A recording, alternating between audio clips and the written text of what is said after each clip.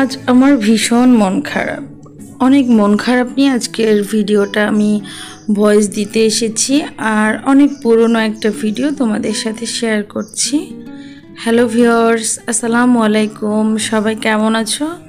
আশা করি আল্লাহর রহমতে সবাই অনেক অনেক ভালো আছো। আমি আজ বিশেষ একটা ভালো নেই, সেটার প্রথম কারণটা তোমাদেরকে বলি। আমার ইউটিউব চ্যানেলটার বয়স প্রায় হচ্ছে এই 10 মাসের মতো। তো আগে আমি এত ফোনে ছবি তোলা বা ভিডিও করা এই সব অভ্যাসটা আমার ছিল না, কিন্তু যখন চ্যানেলটা শুরু করলাম তখন তো সব কিছুই, প্রত্যেকটা স্মৃতি, প্রত্যেকটা জিনিস ভিডিও করা শুরু করলাম। তো অপ্রয়োজনীয় ভিডিওগুলো ডিলিট করে দিতাম, কিন্তু আসলে অনেক ভিডিও জমে গিয়েছিল ফোনের মধ্যে, অসংখ্য ভিডিও ছিল। আমি বুঝলাম না কি করে আমার যে কি হয়ে গেল। আমি গত পরশুদিন হুট করে আমার স্পেসটা ফুল দেখাচ্ছে এরকম কিছু একটা, আমি ঘুম থেকে জাস্ট উঠেছি, উঠে বারবার নোটিফিকেশনটা আসছে। আমি কি বুঝে জানি না, আমি পড়লাম না কিছু না, ক্লিন আপে চাপ দিলাম। এবার ভিডিওর অপশন আসছে, আমি দেখলাম 117টা ভিডিও। তো আমি জানি যে আমার ফোনে প্রায় 1200-1500-র মতো ভিডিও আছে, 117টা ডিলিট হলে হয়ে যাক। এখন কি 1700 দেখলাম? আমি তো দেখছি 117, হয়তো 1700ই ছিল। আমি পুরোটা ক্লিন আপ করে দিলাম, পুরো ফোন থেকে একটা ভিডিও আমার থাকলো না, সব ভিডিওগুলো চলে গেল।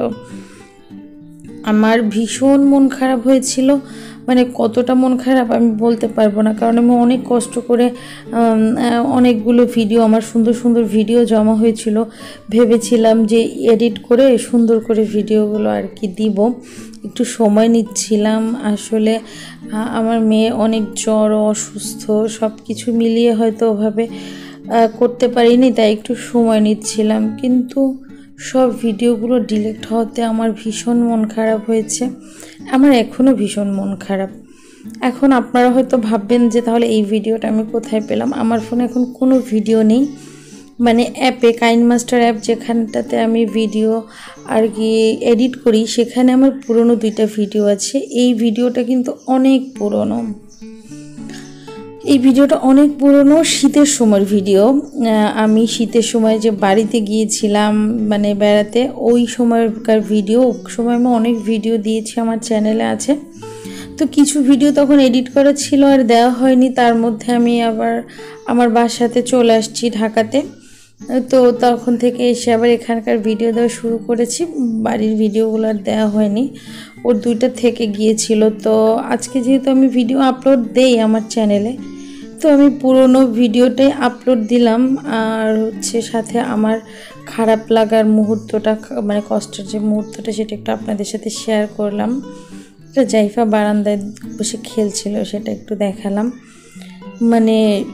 আমি খুব রিকভারি করার চেষ্টা করেছি ইউটিউবে টেক ভিডিওগুলো দেখে কি করে ডিলিট ভিডিও রিকভারি করা যায়। কিন্তু দুঃখের বিষয় হলো আমার যে প্রয়োজনীয় ভিডিও যেগুলো আমি ক্লিন আপ করেছি, তার একটা ভিডিও আমি রিকভারি ভিডিওতে আসেনি। আসছে কোনগুলো, যেগুলো আমি আমার প্রয়োজন নেই, ভিডিওগুলো ভালো হয়নি, আমি যেগুলো নিজে একটা একটা করে ডিলিট করে দিয়েছি ওগুলো আসছে। কিন্তু আমি মেমোরি ক্লিন আপ করতে গিয়ে যে ভিডিওগুলো ডিলিট করে দিয়েছি, তার একটা ভিডিও আমি পেলাম না। আমার যে কি সুন্দর কিছু মেমোরির ভিডিও ছিল, এই কষ্টটা আমি বলে বোঝাতে পারছি না।